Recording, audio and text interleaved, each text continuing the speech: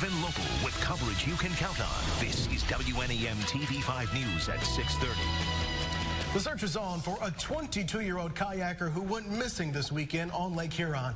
Good evening, I'm Cameron Riddle. And I'm Elena Holland. Today, the search continued. A helicopter from the Coast Guard, 2 sheriff patrol boats with sonar, a drone, and divers were all out in hopes of finding the young man. He went missing near the Huron Township area. But due to rough water conditions, crews were forced to suspend their search around 4 this afternoon.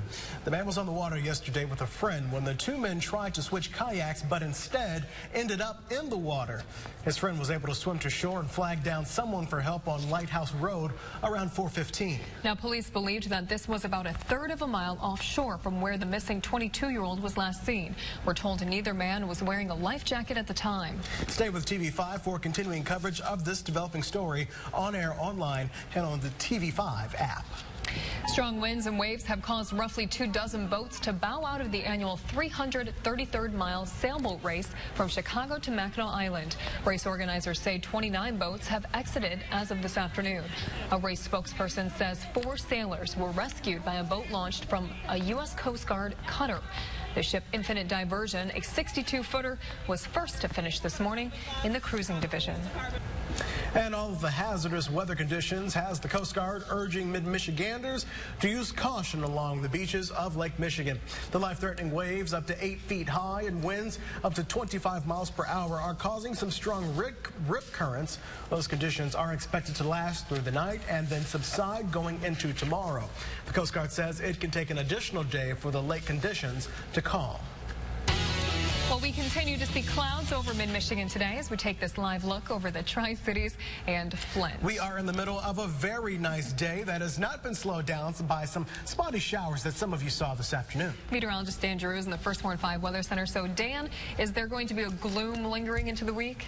Well, luckily, the answer to that is no. Yesterday, I couldn't say the same thing, but things are looking up now that the cold front is starting to pass through mid-Michigan. Here's a look at our I-69 camera this evening, and we do have some patchy clouds out still, but we're also starting to see a little bit more sunshine as well. That is just the start of things to come as we get into our day tomorrow. First Warn 5 Sky Tracker showing a lot of that cloud cover now starting to exit. Any rain, well, that's out over Ontario now, and we don't have to worry about it. Things are going to look very beautiful here over the next couple of days. Temperatures right now, 74 degrees in Flint. It's 72 right now in Owasso, only 67 degrees in Imlay City. We're looking at 73 in Saginaw, 74 right now in Midland, 66 currently in Bay City. The rest of mid-Michigan really depends on where you're at. It's 76 in Clare as well as Mount Pleasant, but look at Port Hope. 63 degrees in Port Hope, 62 in Bad Axe. The reason for that, we do have those winds shifting out of the north now that that cold front is passing through, and that's bringing some cooler air off of Lake Huron. But if you're inland in areas like Mount Pleasant or Alma, well, those winds are still keeping you warm for the time being. With that being said, temperatures are going to be a little bit on the cool side as we go back into tomorrow, but there's also a warm-up on the way. When does that warm-up come? Well, we'll talk about that coming up in your First Warn 5 7-day forecast. Cameron. Thank you very much, Dan. And don't forget, you can get weather alerts sent straight to your phone. Just text First Warn 5 to 23765 for a shortcut to download the TV5 weather app. Well, new tonight, President Donald Trump is defending his son on Twitter while blasting the media yet again. So he tweeted, Hillary Clinton can illegally get questions to the debate and delete 33,000 emails, but my son is being scorned by the fake news media. Trump is referencing questions surrounding Donald Trump Jr.'s meeting with a Russian lawyer last June. Trump Jr. posted emails last week that indicate he took the meeting to get information that would be damaging to Clinton's campaign. Sources say that meeting involved at least 8 people, including the president's son-in-law, Jared Kushner, and then campaign manager Paul Manafort. News of the meeting has put fresh scrutiny on the Trump family as federal investigators probe whether the Trump campaign colluded with Moscow in its attempt to influence the 2016 election. The president also tweeted thanks to Michael Caputo, the former campaign advisor, says he told the House Intelligence Committee in a private testimony Friday that he never heard any discussion about Russia during the campaign. Then Trump unleashed another attack, attacking the press this time. He accused the media of using phony, unnamed sources and fraudulent reporting. Also new tonight, tennis legend Roger Federer has another achievement to add to his illustrious career.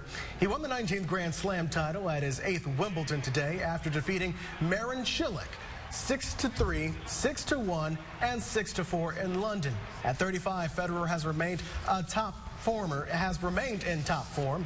After 5 years and a drought at the Grand Slam, Federer has won 2 seasons following his conquest at the Australian Open back in January. He's now an impressive 20-2 on the season and the first man in history to compile 8 Wimbledon titles.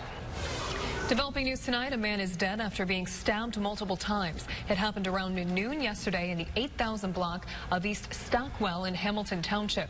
The 46-year-old man died while being transported to a local hospital. At this time, it's unclear what led to the stabbing, but a 41-year-old Detroit male is currently being held on murder charges in the Clare County Jail.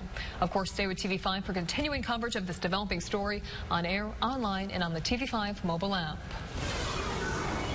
Members of a community are coming together this afternoon to help one of their own. Dustin Stanilis, a father of 2, was recently diagnosed with stage 4 melanoma. TV5's Cody Kaczynski explains how family, friends, and even strangers are helping in the fight for his life.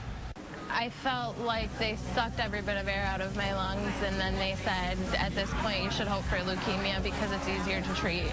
And then the biopsies came back, and it was not leukemia. The diagnosis was instead stage 4 melanoma. Jessica Stanolis describes the moment she found out her husband Dustin, at age 31, would begin the fight of his life. A month later from that very moment, the Stanolis family has a reason to smile, as his family and friends hosted a benefit to help raise funds for medical costs. One Mid-Michigan community is helping a local family in a big way. Hundreds of people, even strangers, came together today to support Dustin and his family with a silent auction, raffle tickets, bake sales, donations, and a benefit dinner.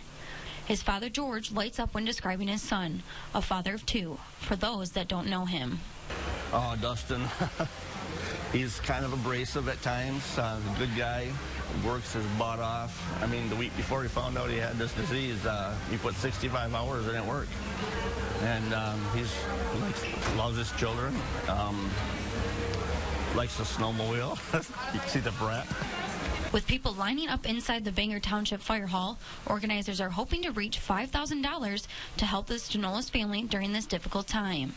Jessica Stanolis says while her husband is still in the hospital, the response has been overwhelming. Thank you to everybody who has been calling, texting, sending gifts. I mean, we never expected to just wake up one day and have people want to give us stuff. So seeing that has been incredible, and we couldn't be more grateful. Reporting in Bangor Township, Cody Kaczynski, WNEM TV5.